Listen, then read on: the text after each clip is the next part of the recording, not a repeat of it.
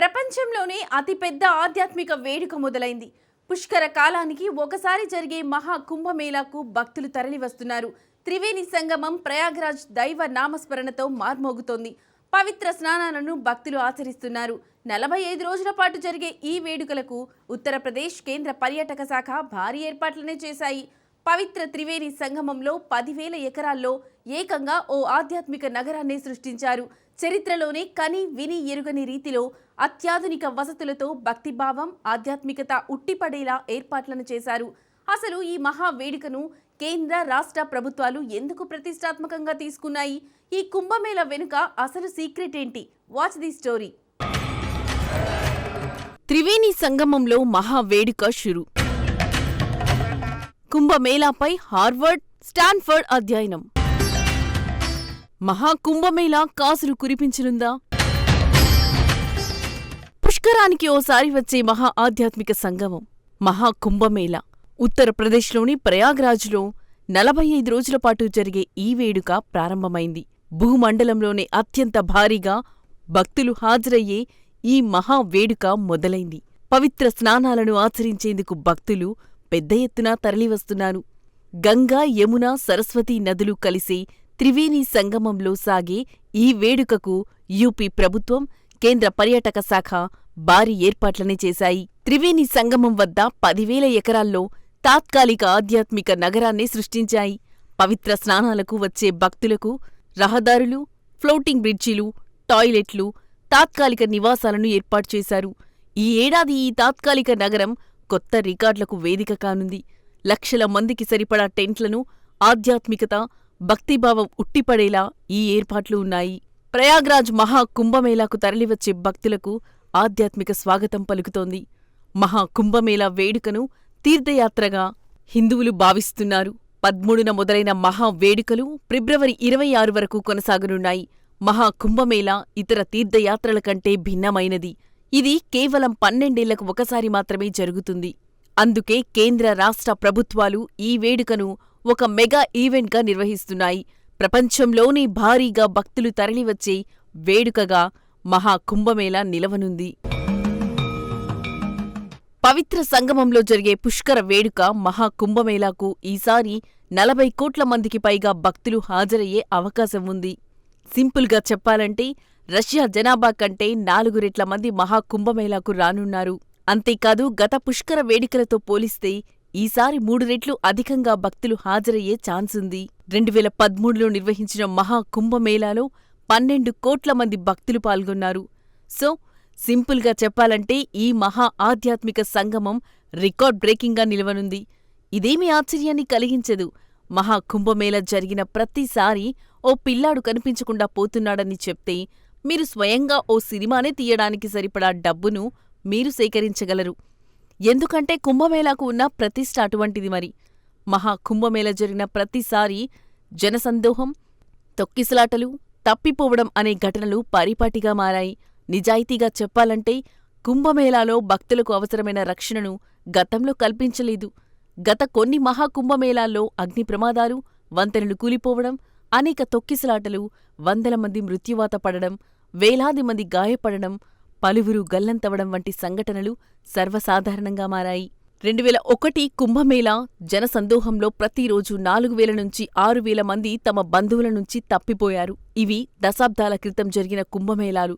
చాలా వరకు గందరగోళంగానే ఉన్నాయి. ప్రస్తుతం మొదలైన మహా కుంభమేళా గతంలో జరిగిన పుష్కరాల కంటే భిన్నమైనది. ఇప్పుడు ఈ కుంభమేళా జనాల క్రమబద్ధీకరణ, లాజిస్టిక్స్, వ్యర్థాల నిర్వహణలో ఒక అధ్యయనంగా మారింది. 2 డజన్లకు పైగా ప్రముఖ సంస్థలు ఈ కుంభమేళాపై అధ్యయనం చెయ్యాలని కోరుకుంటున్నాయి. హార్వర్డ్, స్టాన్ఫర్డ్ వంటి ప్రతిష్టాత్మక సంఘాలకు చెందిన పరిశోధకులు ప్రయాగ్రాజ్కు చేరుకున్నారు. ప్రస్తుతం జరుగుతున్న ఈ భారీ వేడుకపై అధ్యయనం చేస్తున్నారు. ఇది ఒక అతిపెద్ద మార్పునకు సంకేతంగా నిపుణులు విశ్లేషిస్తున్నారు. ఈసారి మహా కుంభమేళా నిర్వహణకు రాష్ట్ర ప్రభుత్వం 7,000 కోట్లు, కేంద్ర ప్రభుత్వం 8,000 కోట్ల రూపాయలకు పైగా నిధులను కేటాయించాయి. మొత్తం 15,000 కోట్ల రూపాయల నిధుల కేటాయింపుతోనే మహా కుంభమేళాకు కొత్త రూపం సంతరించుకుంటోంది. ఇప్పటికే త్రివేణి సంగమానికి భారీగా భద్రతా దళాలను కేంద్ర రాష్ట్ర ప్రభుత్వాలు మోహరించాయి. ఈ ఆధ్యాత్మిక వేడుకను డిజిటల్గా మార్చారు. కుంభమేళా ప్రాంతమంతా ఏఐతో కూడిన డ్రోన్లు, కెమెరాలతో నిఘాను పటిష్టం చేశారు. బారికేడ్లను దాటి వెళ్లడాన్ని కెమెరాలు గుర్తిస్తాయి. జనసాంద్రతను అంచనా వేస్తాయి. భద్రతా తనిఖీల్లో ఏఐ ఆధారిత ముఖ గుర్తింపు వ్యవస్థలను ఏర్పాటు చేశారు. అంతేకాదు భక్తుల కోసం అక్కడి ఏర్పాట్లపై గూగుల్ చాట్ ఫీచర్స్ సైతం సిద్ధంగా ఉంది.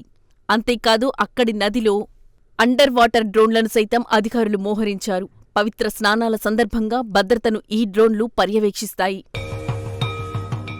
ఇక శాంతి భద్రతల కోసం 55 పోలీస్ స్టేషన్లు, 45,000 మంది పోలీసులు విధులు నిర్వహిస్తున్నారు. ఇవన్నీ ఒక ఎత్తైతే అక్కడి మౌలిక వసతులను పూర్తిగా అప్గ్రేడ్ చేశారు. ఒక్క వ్యర్థాల నిర్వహణ కోసమే 732 కోట్ల రూపాయలను వెచ్చించారు. 1,50,000కు పైగా టాయిలెట్లను సిద్ధం చేశారు. ఇక ఈ వేడుకల్లో 15,000 మంది శానిటేషన్ సిబ్బంది విధులు నిర్వర్తిస్తున్నారు.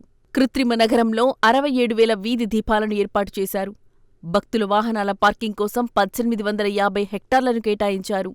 ఇందులో వాహనాలను నిలిపేందుకు ఆర్టిఫిషియల్ ఇంటెలిజెన్స్ ఏఐ ఆధారిత పార్కింగ్ వ్యవస్థను ఏర్పాటు చేశారు. పార్కింగ్ స్పాట్ను భక్తులు ముందే బుక్ చేసుకోవచ్చు. ప్లస్ ఈవీ ఛార్జింగ్ స్టేషన్లు, వాహనాల మరమ్మత్తు కేంద్రాలు, ప్రత్యేక రవాణా వ్యవస్థలను సిద్ధం చేశారు. ప్రయాగ్రాజ్కు భక్తులు సజావుగా ప్రయాణించడమే లక్ష్యంగా వేల బస్సులు, హెలికాప్టర్లను అందుబాటులో ఉంచారు.